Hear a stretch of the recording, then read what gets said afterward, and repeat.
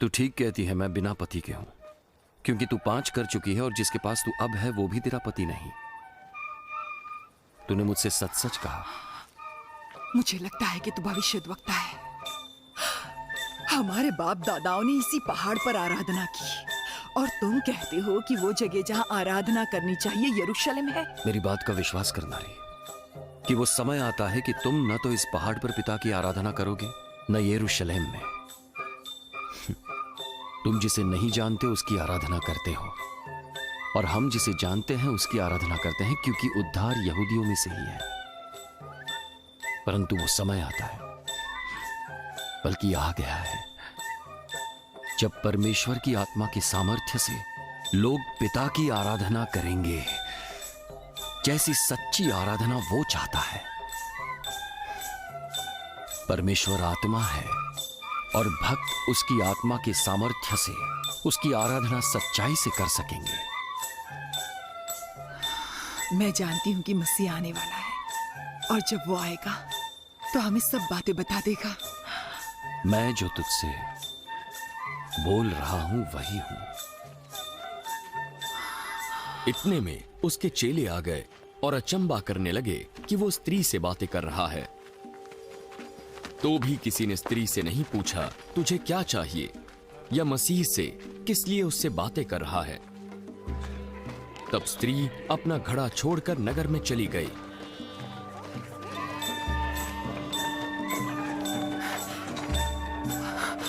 आओ, एक व्यक्ति को देखो जिसने सब कुछ मैंने किया मुझे बता दिया।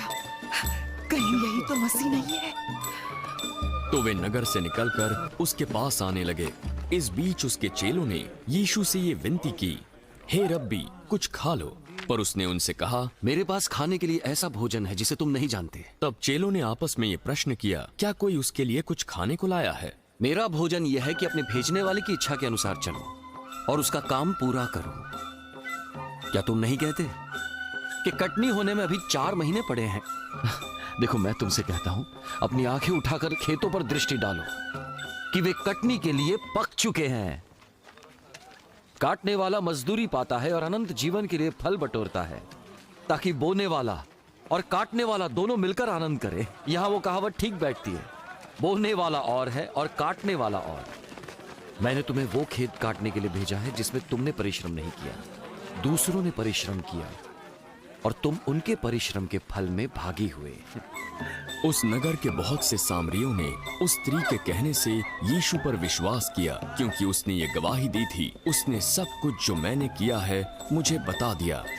इसलिए जब ये सामरी उसके पास आए तो उससे विनती करने लगे कि हमारे यहाँ रह। तो वो वहाँ 2 दिन तक रहा।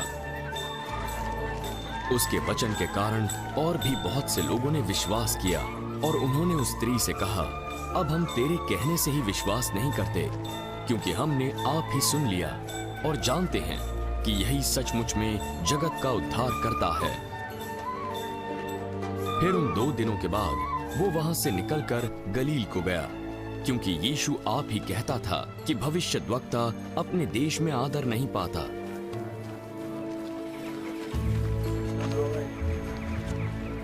जब वो गलील में आया तो गलीली आनंद के साथ उससे मिले, क्योंकि जितने काम उसने यरूशलेम में पर्व के समय किए थे उन्होंने उन सब को देखा था, क्योंकि वे भी पर्व में गए थे।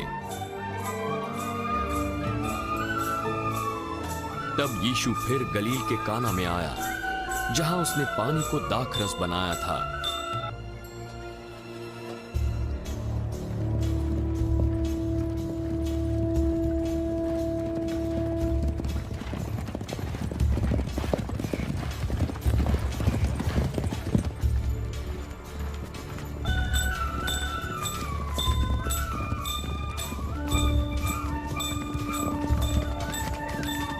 वहां राजा का एक कर्मचारी था जिसका पुत्र कफरनहूम में बीमार था।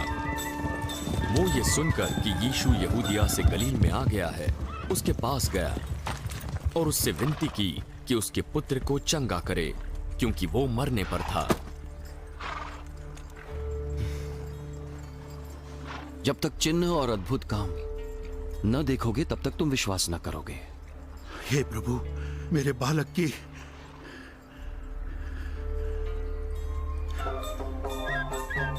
मृत्यु से पहले मेरे साथ चल। जा।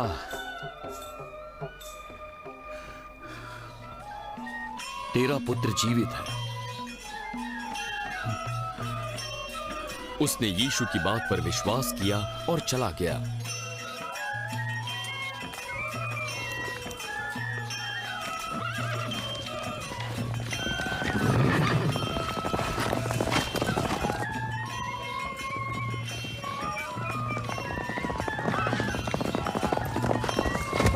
वो रास्ते में ही था कि उसके दास इस समाचार के साथ मिले।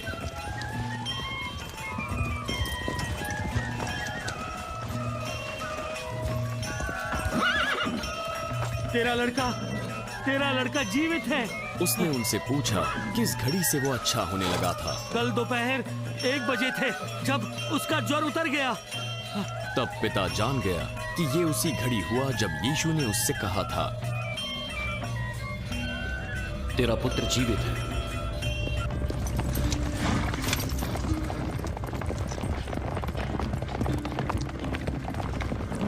और उसने और उसके सारे घराने ने विश्वास किया।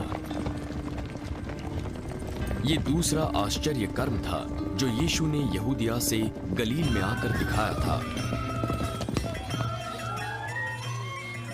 इसके बाद यीशु यरूशलेम में यहूदियों के पर्व में गया।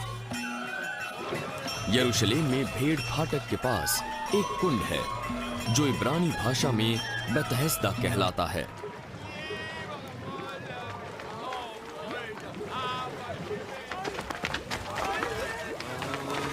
उसके 5 ओसारे हैं। इनमें बहुत से बीमार, अंधे, लंगड़े और सूखे अंग वाले पड़े रहते थे।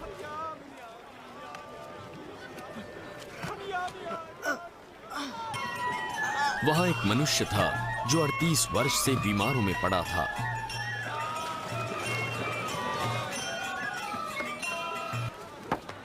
यीशु ने उसे पड़ा हुआ देखा और जान लिया कि वो बहुत दिनों से इस दशा में पड़ा है।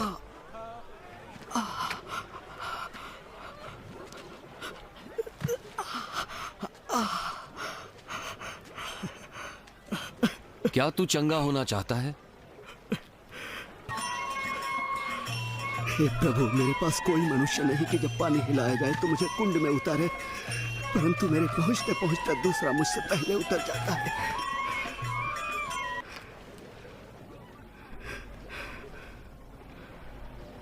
उठ, अपनी खाट उठा और चल फिर।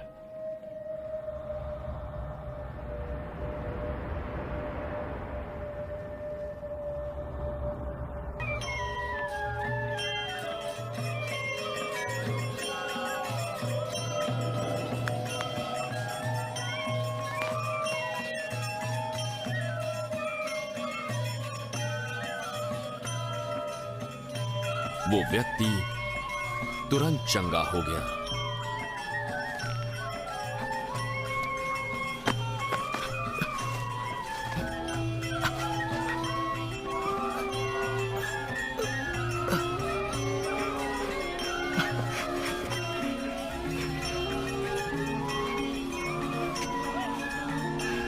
और अपनी खाट उठाकर चलने फिरने लग गया।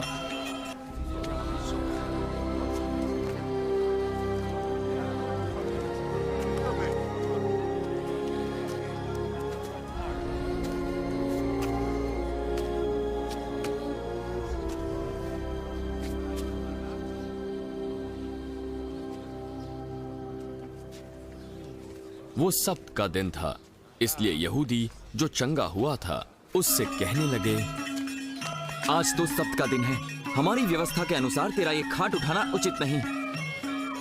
जिसने मुझे चंगा किया उसने कहा, अपनी खाट उठा और चल फिर। वो कौन था जिसने तुझसे ये करने को कहा? परंतु जो चंगा हो गया था वो नहीं जानता था कि यीशु कौन है, क्योंकि उस जगह भीड़ के कारण यीशु वहां से हट गया था। बाद में यीशु को वो मंदिर में मिला। देख, तू चंगा हो गया। पाप करना छोड़ दे, कहीं तेरे साथ इससे भी बुरा ना हो।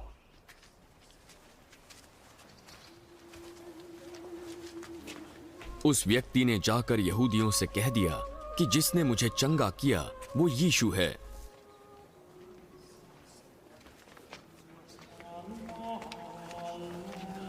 इस कारण यहूदी यीशु को सताने लगे क्योंकि यीशु ने सब्त के दिन चंगाई दी थी। यीशु ने उनसे कहा, मेरा पिता हमेशा काम करता है और मुझे भी काम करना है। इस उत्तर से यहूदी और भी अधिक उसे मार डालने का प्रयत्न करने लगे क्योंकि वो न केवल सब्त के दिन की विधि को तोड़ता परंतु परमेश्वर को अपना पिता कहकर अपने आप को परमेश्वर के तुल्य भी ठहराता था। इस पर यीशु ने उन्हें उत्तर दिया, मैं तुमसे सच सच कहता हूं, पुत्र अपने आप से कुछ नहीं कर सकता, केवल वो जो पिता को करते देखता है, क्योंकि जिन जिन कामों को वो करता है उन्हें पुत्र भी उसी रीति से करता है, क्योंकि पिता पुत्र से प्रीति रखता है। और जो जो काम वो आप करता है वो सब उसे दिखाता है, और वो इससे भी बड़े बड़े काम करके दिखाएगा ताकि तुम अचंबा करो। जैसा पिता मरे हुओं को उठाता है और जिलाता है, वैसा ही पुत्र भी जिन्हें चाहता है उन्हें जिलाता है। पिता किसी का न्याय नहीं करता, परंतु न्याय करने का सब काम पुत्र को सौंप दिया है कि सब लोग जैसे पिता का आदर करते हैं वैसे ही पुत्र का भी आदर करें। जो पुत्र का आदर नहीं करता वो पिता का जिसने उसे भेजा है आदर नहीं करता। मैं तुमसे सच सच कहता हूं, जो मेरा वचन सुनकर मेरे भेजने वाले पर विश्वास करता है अनंत जीवन उसका है, और उस पर दंड की आज्ञा नहीं होती, परंतु वो मृत्यु से पार होकर जीवन में प्रवेश कर चुका है। मैं तुमसे सच सच कहता हूं, वो समय आता है और अब है कि जिसमें मृतक परमेश्वर के पुत्र का शब्द सुनेंगे, और जो सुनेंगे वो जिएंगे, क्योंकि जिस रीति से पिता अपने आप में जीवन रखता है उसी रीति से उसने पुत्र को भी अधिकार दिया है कि अपने आप में जीवन रखे। वरन उसे न्याय करने का भी अधिकार दिया है, इसलिए कि वो मनुष्य का पुत्र है। इससे अचंबा मत करो, क्योंकि वो समय आता है कि जितने कब्रों में है वे इसका शब्द सुनकर निकल आएंगे। जिन्होंने भलाई की है वो जीवन में पुनरुत्थान के लिए जी उठेंगे, और जिन्होंने बुराई की है वे दंड के पुनरुत्थान के लिए जी उठेंगे। मैं अपने आप से कुछ नहीं करता, जैसा सुनता हूं वैसा न्याय करता हूं, और मेरा न्याय सच्चा है, क्योंकि मैं अपनी इच्छा नहीं परंतु अपने भेजने वाले की इच्छा चाहता हूं। यदि मैं आप ही अपनी गवाही दूं तो मेरी गवाही सच्ची नहीं है, एक और है जो मेरी गवाही देता है, और मैं जानता हूं कि मेरी जो गवाही देता है वो सच्ची है। तुमने यूहन्ना से पूछवाया और उसने सच्चाई की गवाही दी है, परंतु मैं अपने विषय में मनुष्य की गवाही नहीं चाहता। तो भी मैं ये बातें इसलिए कहता हूं कि तुम्हें उद्धार मिले। वो जो जलता और चमकता हुआ दीपक था, और तुम्हें कुछ देर तक उसकी ज्योति में मगन होना अच्छा लगा, परंतु मेरे पास जो गवाही है वो यूहन्ना की गवाही से बड़ी है, क्योंकि जो काम पिता ने मुझे पूरा करने को सौंपा है, अर्थात यही काम जो मैं करता हूं, वो मेरे गवाह है कि पिता ने मुझे भेजा है, और पिता जिसने मुझे भेजा है उसी ने मेरी गवाही दी है। तुमने न कभी उसका शब्द सुना न उसका रूप देखा, और उसके वचन को मन में स्थिर नहीं रखते, क्योंकि जिसे उसने भेजा तुम उसका विश्वास नहीं करते। तुम पवित्र शास्त्र में ढूंढते हो क्योंकि समझते हो कि उसमें तुम्हें अनंत जीवन मिलता है, और यही है जो मेरी गवाही देता है। फिर भी तुम जीवन पाने के लिए मेरे पास नहीं आना चाहते। मैं लोगों से प्रशंसा नहीं चाहता, पर मैं जानता हूं तुम किस रीति के हो, और तुम में परमेश्वर का प्रेम नहीं है। मैं अपने पिता के अधिकार से आया हूं और तुम मुझे ग्रहण नहीं करते, ये क्या कह रहे हैं? और जब कोई अपने नाम से आए तो उसे ग्रहण कर लेते हो। तुम एक दूसरे से प्रशंसा चाहते हो, और तुम उस एकमात्र परमेश्वर से प्रशंसा नहीं चाहते, तो फिर तुम मुझ पर विश्वास कैसे कर सकोगे? ये मत समझो कि मैं पिता के सामने तुम पर दोष लगाऊंगा। मूसा, जिस पर तुमने भरोसा रखा है वही तुम पर दोष लगाने वाला होगा। यदि तुम मूसा पर विश्वास करते तो मेरा भी विश्वास करते, इसलिए कि उसने मेरे विषय में लिखा है। जब तुम उसकी लिखी बातों पर विश्वास नहीं करते तो मेरी बातों पर कैसे विश्वास करोगे?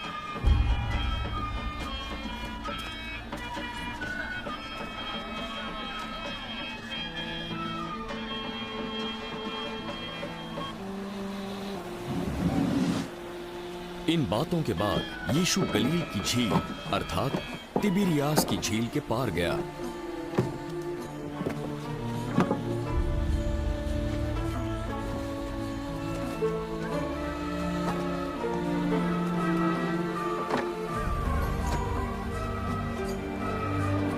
और एक बड़ी भीड़ उसके पीछे हो ली, क्योंकि उन्होंने बीमारों को चंगाई देने वाले आश्चर्य कर्म देखे थे।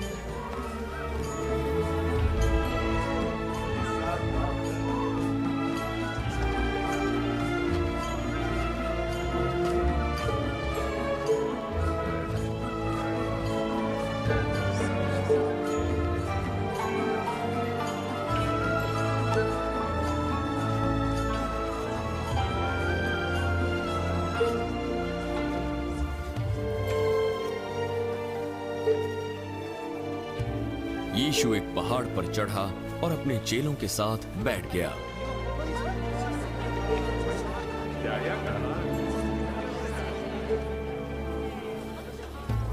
यहूदियों की फसह का पर्व निकट था। यीशु ने अपनी आंखें उठाकर एक भीड़ को अपने पास आते देखा।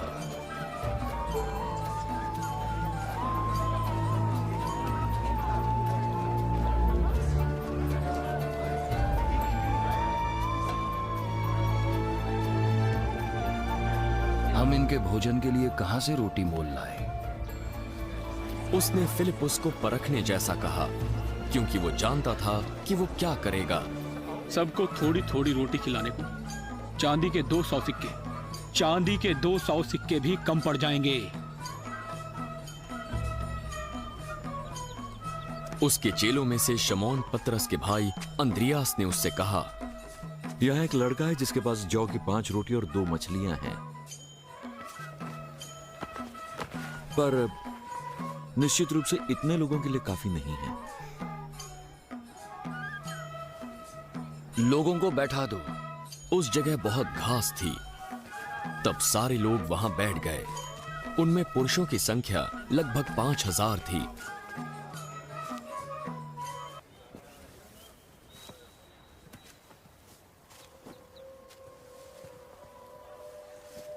यीशु ने रोटियां ली, परमेश्वर को धन्यवाद किया,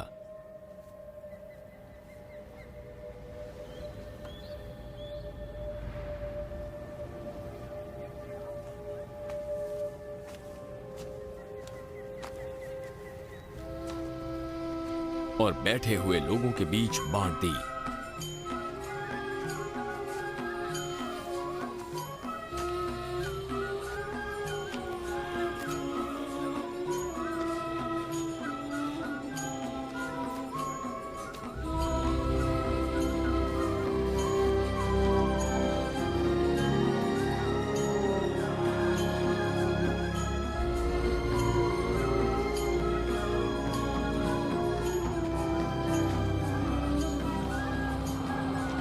और वैसे ही मछलियों में से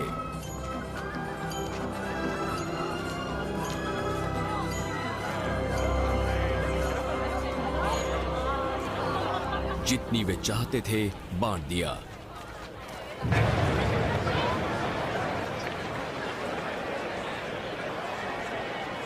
जब वे खाकर तृप्त हो गए तो उसने अपने चेलों से कहा, बचे हुए टुकड़े बटोर ले, कुछ भी बर्बाद ना हो।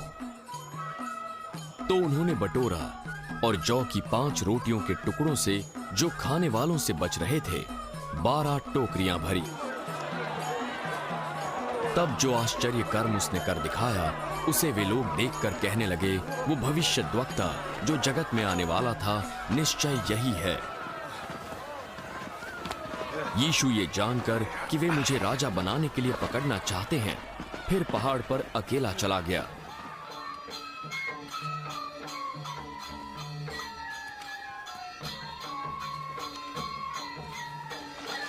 जब संध्या हुई तो उसके चेले झील के किनारे गए और नाव पर चढ़कर झील के पार कफरनहूम को जाने लगे। उस समय अंधेरा हो गया था और यीशु अभी तक उनके पास नहीं आया था। आंधी के कारण झील में लहरें उठने लगी।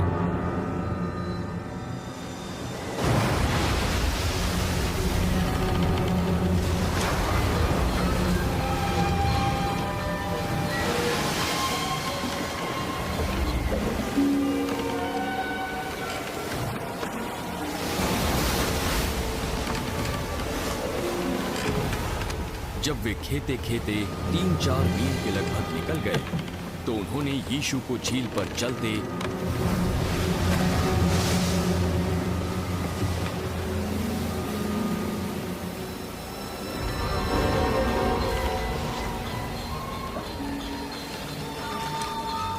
और नाव के पास आते देखा और डर गए।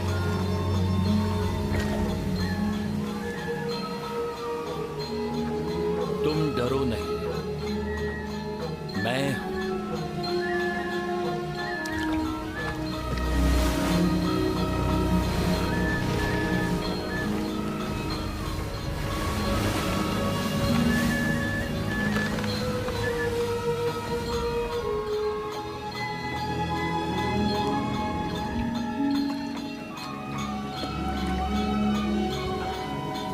फिर वे उसे नाव पर चढ़ा लेने के लिए तैयार हुए।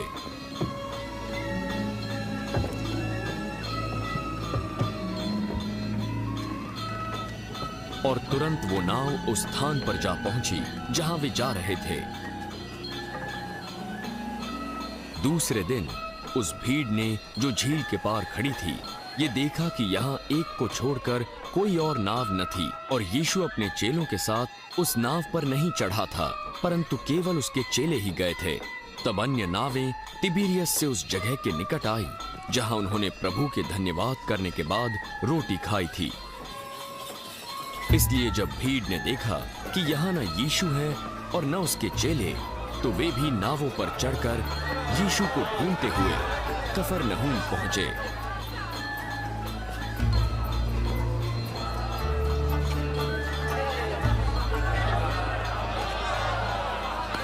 झील के पार जब वे उससे मिले तो कहा, हे रब्बी, तू यहाँ कब आया? मैं तुमसे सच सच कहता हूं, तुम मुझे इसलिए नहीं ढूंढते हो कि तुमने आश्चर्य कर्म देखे, परंतु इसलिए कि तुम रोटियां खाकर तृप्त हुए। नाशवान भोजन के लिए परिश्रम न करो, परंतु उस भोजन के लिए जो अनंत जीवन तक ठहरता है, जिसे मनुष्य का पुत्र तुम्हें देगा, क्योंकि पिता अर्थात परमेश्वर ने उसी पर छाप लगाई है। हमें क्या करना होगा ताकि हम वो करें जो परमेश्वर चाहता है हम करें? परमेश्वर का कार्य ये है कि तुम उस पर जिसे उसने भेजा है विश्वास करो। फिर तू कौन सा चिन्ह दिखाता है जिसे देखकर हम तेरा विश्वास करें? तू क्या करने वाला है? हमारे बाप दादों ने जंगल में मन्ना खाया, जैसा लिखा है। उसने उन्हें खाने के लिए स्वर्ग से रोटी दी। मैं तुमसे सच सच कहता हूं कि मूसा ने तुम्हें वो रोटी स्वर्ग से न दी, परंतु मेरा पिता तुम्हें सच्ची रोटी स्वर्ग से देता है, क्योंकि परमेश्वर की रोटी वही है जो स्वर्ग से उतरकर जगत को जीवन देती है। जीवन की रोटी मैं हूं। जो मेरे पास आता है वो कभी भूखा ना होगा, और जो मुझ पर विश्वास करता है वो कभी प्यासा ना होगा। परंतु मैंने तुमसे कहा था कि तुमने मुझे देख लिया पर विश्वास नहीं करते। जिस किसी को पिता मुझे देता है वो मेरे पास आएंगे, और जो कोई मेरे पास आएगा उसे मैं कभी न निकालूंगा, क्योंकि मैं अपनी इच्छा नहीं बल्कि अपने भेजने वाले की इच्छा पूरी करने स्वर्ग से उतरा हूं। और मेरे भेजने वाले की इच्छा यह है कि जो कुछ उसने मुझे दिया है उसमें से मैं कुछ न खोऊं, पर अंतिम दिन उन्हें फिर जिला उठाऊं, क्योंकि मेरे पिता की इच्छा यह है कि जो कोई पुत्र को देखे और उस पर विश्वास करे वो अनंत जीवन पाए, और मैं उसे अंतिम दिन फिर जिला उठाऊंगा। इसलिए यहूदी उस पर कुड़कुड़ाने लगे, क्योंकि उसने कहा था, जो रोटी स्वर्ग से उतरी वो मैं हूं। ये तो यीशु है, यूसुफ का बेटा, है कि नहीं? हम इसके माता पिता को जानते हैं, तो वो कैसे कह सकता है कि मैं स्वर्ग से उतरा हूं?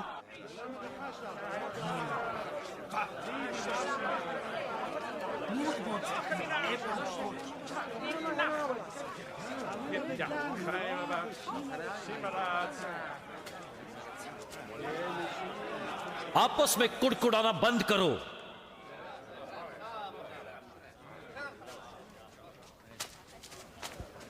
कोई मेरे पास नहीं आ सकता जब तक पिता जिसने मुझे भेजा है उसे खींच न ले। और मैं उसे अंतिम दिन फिर जिला उठाऊंगा।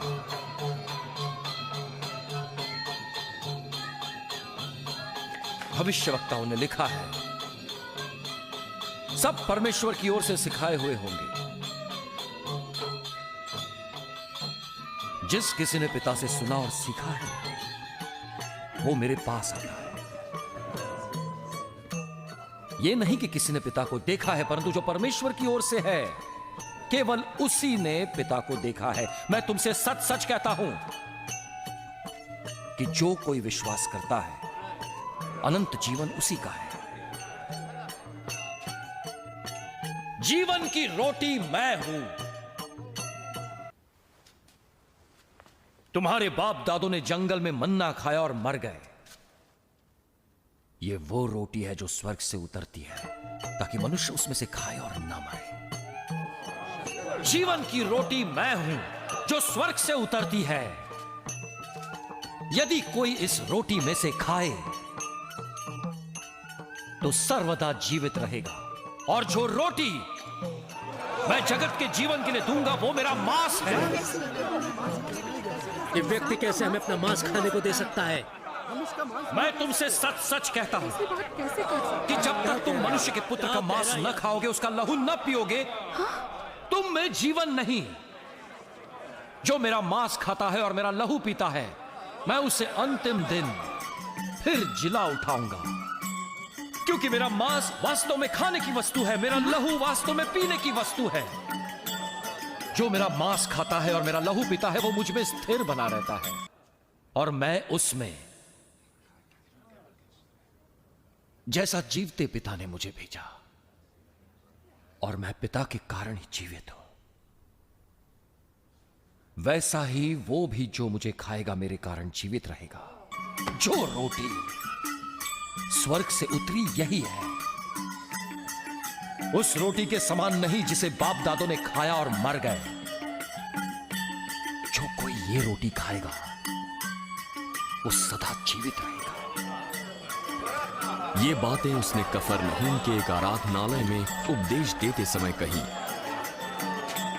उसके बहुत से चेलों ने यह सुनकर कहा, यह कठोर उपदेश है, इसे कौन सुन सकता है?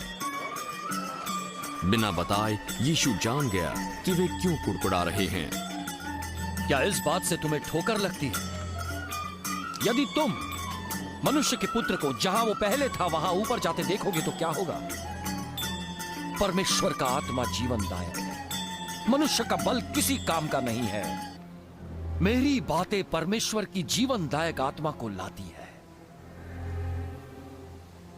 पर तुम में से कुछ विश्वास नहीं करते। क्योंकि यीशु पहले से ही जानता था कि जो विश्वास नहीं करते वे कौन हैं और कौन मुझे पकड़वाएगा। इसीलिए मैंने तुमसे कहा था कि जब तक किसी को पिता की ओर से यह वरदान न दिया जाए तब तक वो मेरे पास नहीं आ सकता।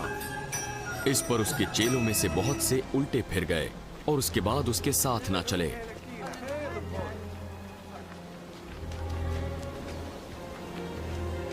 और तुम, क्या तुम भी चले जाना चाहते हो? हे प्रभु, हम किसके पास जाएं? अनंत जीवन की बातें तो तेरे ही पास हैं, और हमने विश्वास किया और जान गए हैं कि परमेश्वर का पवित्र जन तू ही है।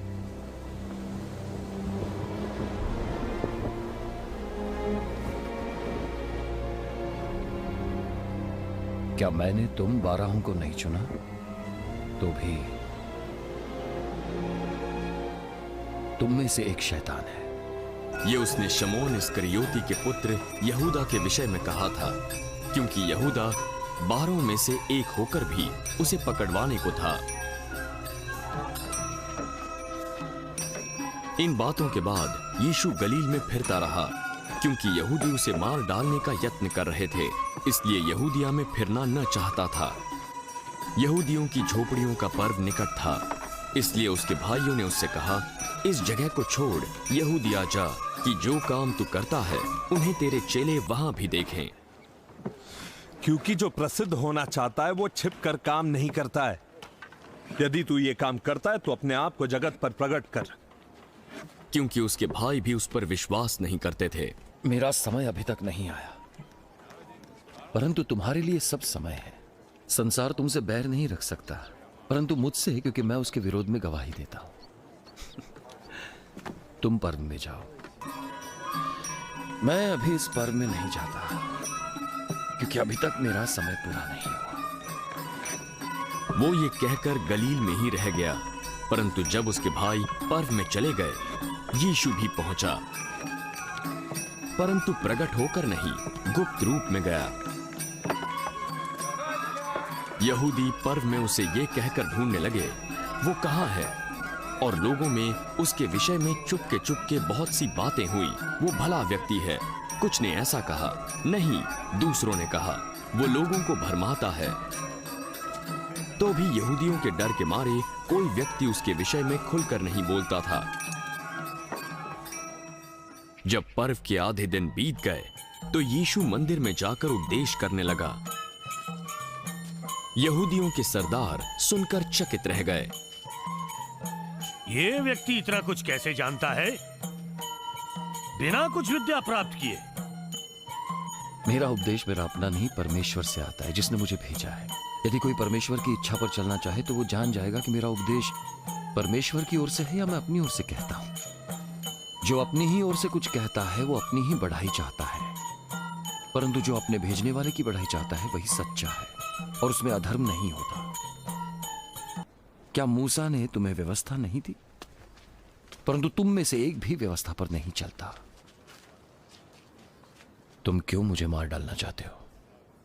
तुझ में दुष्ट आत्मा है, कौन तुझे मार डालना चाहता है?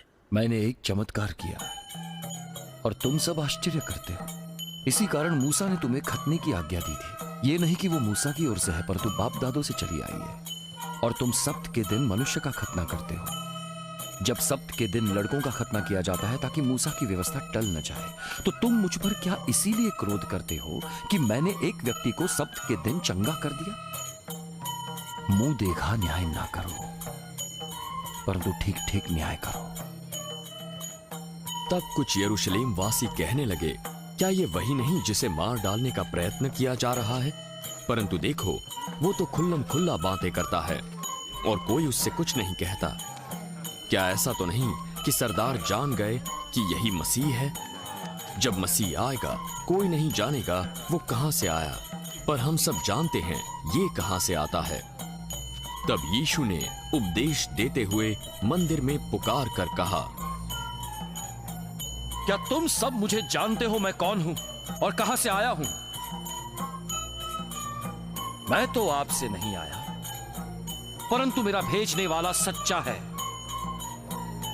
उसको तुम नहीं जानते, मैं उसे जानता हूं, क्योंकि मैं उसकी ओर से हूं और उसी का भेजा हुआ हूं।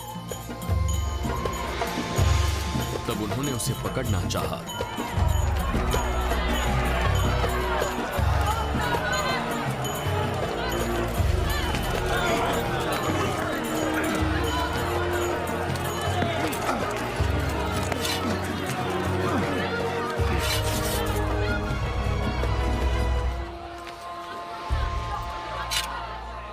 तो भी किसी ने उस पर हाथ ना डाला, क्योंकि उसका समय अब तक न आया था।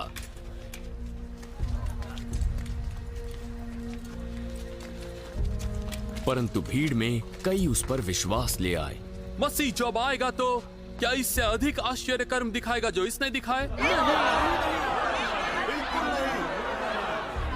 फरीसियों ने लोगों को यीशु के विषय में ये बातें चुपके करते सुना, तो प्रधान याजकों ने उसे पकड़ने को सिपाही भेजे।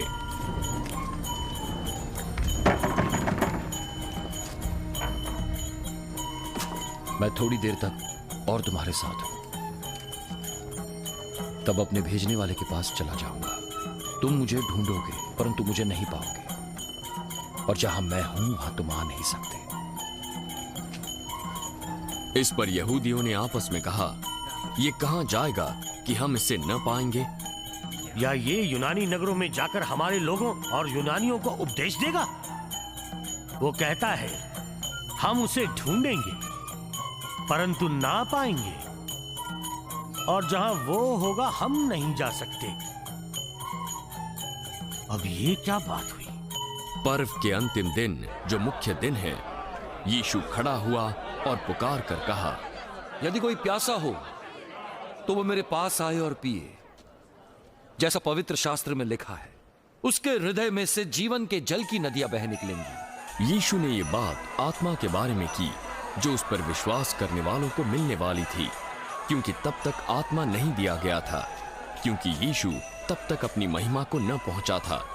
भीड़ में कुछ लोगों ने यीशु को ऐसा कहते सुना तो सचमुच यही वो भविष्यवक्ता है। पवित्र शास्त्र में आया है कि मसीह दाऊद के वंश से और बेथलेहम गांव में जन्मेगा, जहां दाऊद रहता था। ये तो बिल्कुल सही बात है। तो उसके कारण लोगों में फूट पड़ी। उनमें से कुछ उसे पकड़ना चाहते थे, परंतु किसी ने उस पर हाथ न डाला।